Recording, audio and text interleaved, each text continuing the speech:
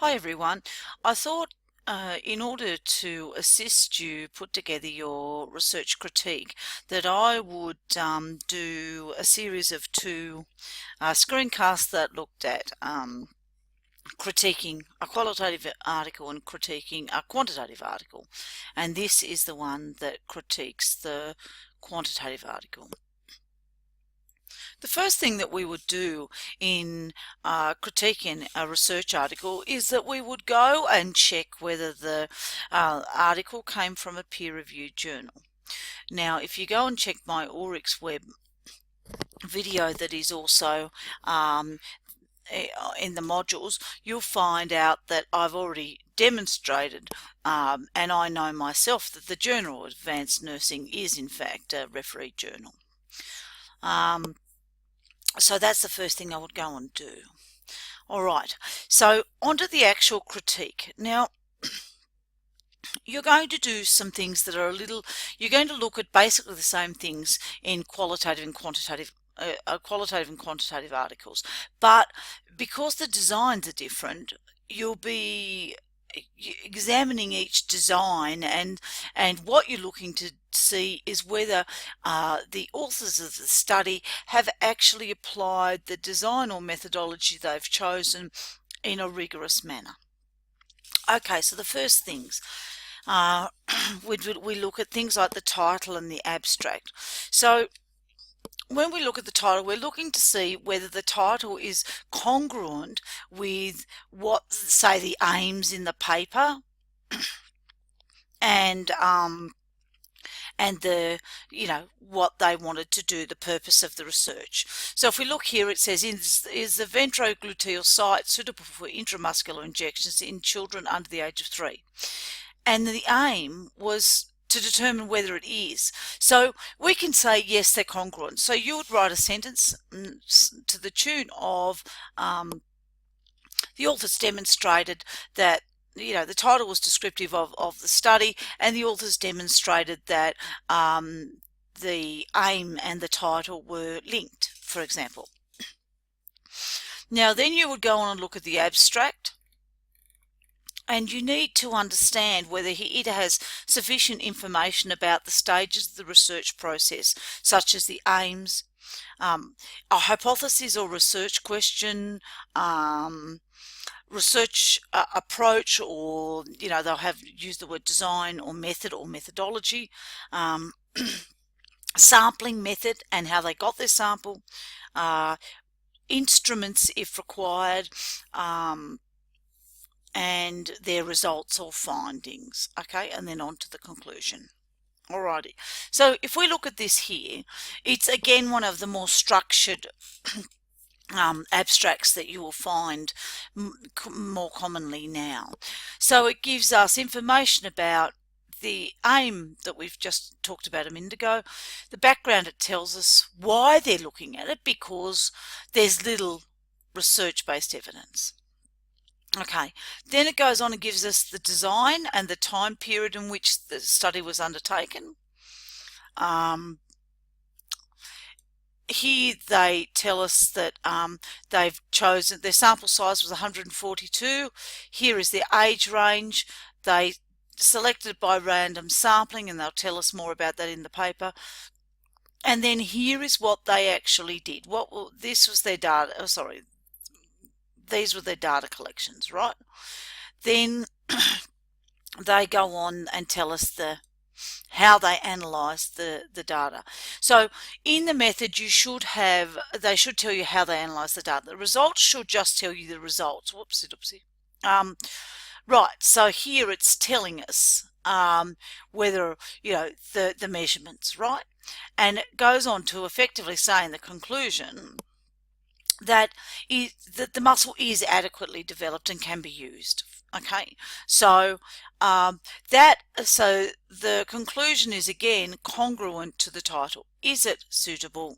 And effectively they've said yes, it is, and even better for the 12 to 36 month children. Okay, let's go in here.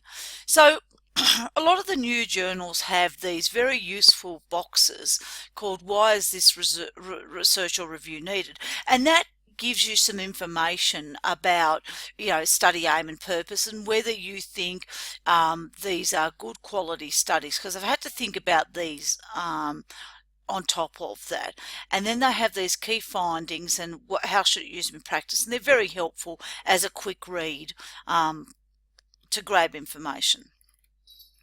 As I've spoken about in another video, what you'll find is that some research is called, like some journals don't call their literature review. It might be called background, or it may be called introduction. So what we see here, so if we go and have a look at the introduction, this is actually the literature review. What we're looking for is that that they used they've cited current, relevant, comprehensive literature, and have they used, are they using recent research? And if not, why not? Now, we can see here that even though this is a 2015 study, we've got some quite old pieces of research, and I can see a 2007, 2006, a 2002. Now, we already have been, and then we've got some very old ones here, but we already know that we're going to expect that, because they already told us in the background of their abstract that there is little evidence-based, research-based evidence. Okay, so what they're showing us is what evidence there is around. So we would read that and, determine whether they have appropriately addressed, the criteria of something like a literature review, which is, the literature review sets up the purpose for the study. Why are we doing the study? And it should demonstrate where the gap is. So towards the end, you should have, we'll head down to the bottom here. It should tell us why, and it does say here so they're telling us that in the end, here's all these studies, but there is insufficient number of studies, however, to support this assertion. So what they're saying is, that's our gap. We're coming in to do that study because there's a gap here.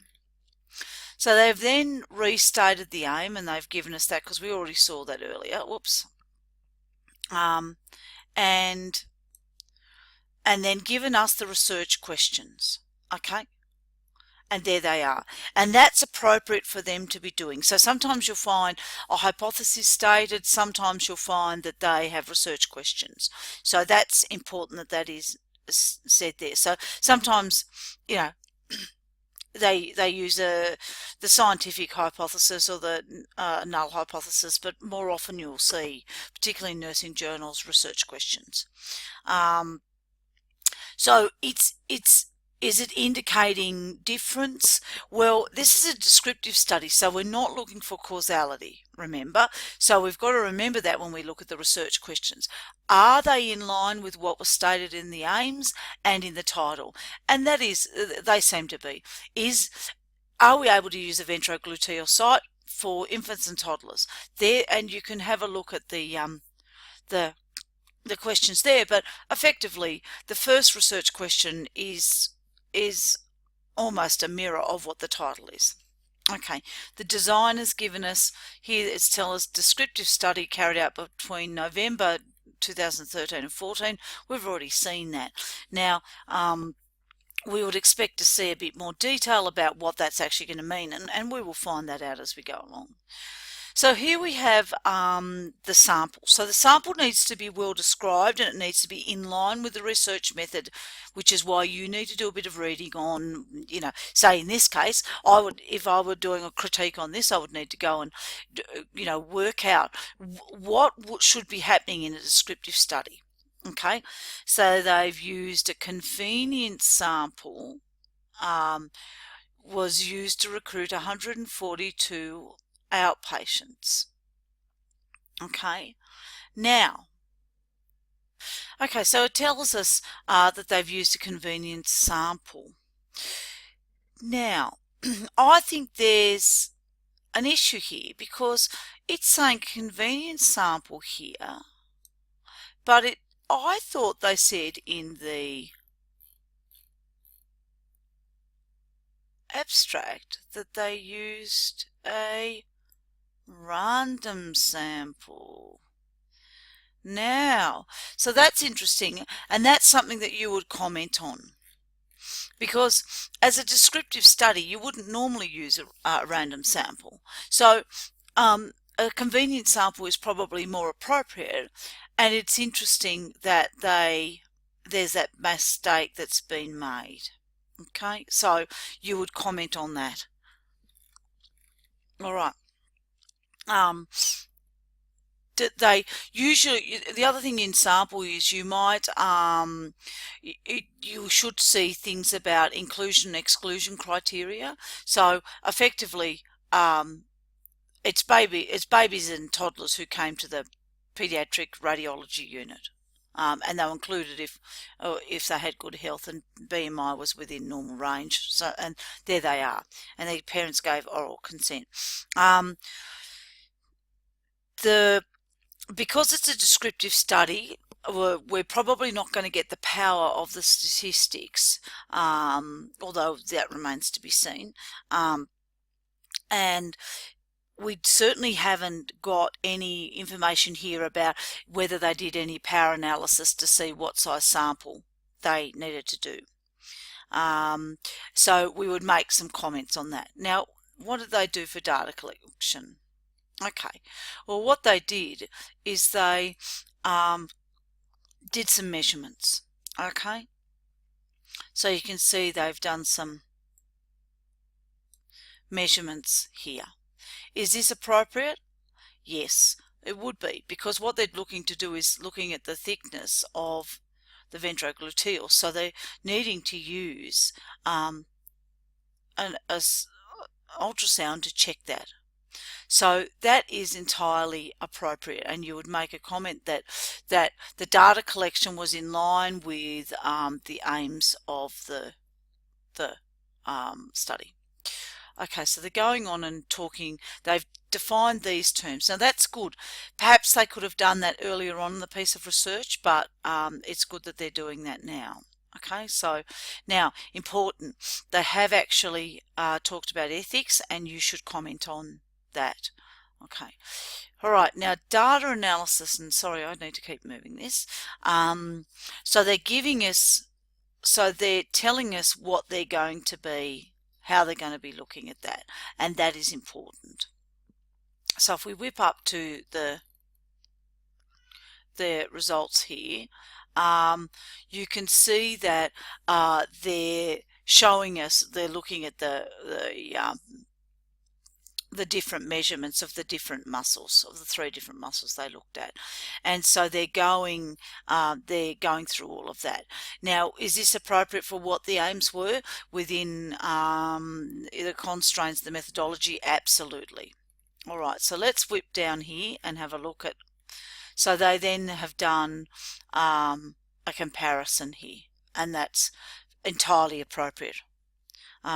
They've done their descriptive stats are here. They've got their inferential stats are appropriate. You would make those sorts of discussions. You may go on in, if you were doing masters and talk about what sort of stats, that's not appropriate.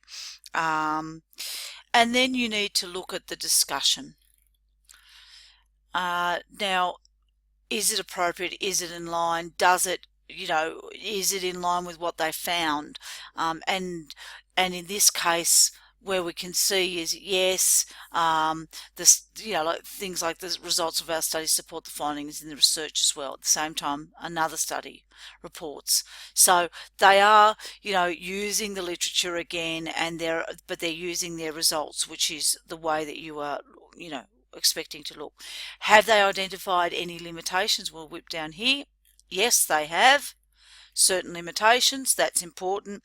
Is there enough information? Yes, to judge the study's adequacy.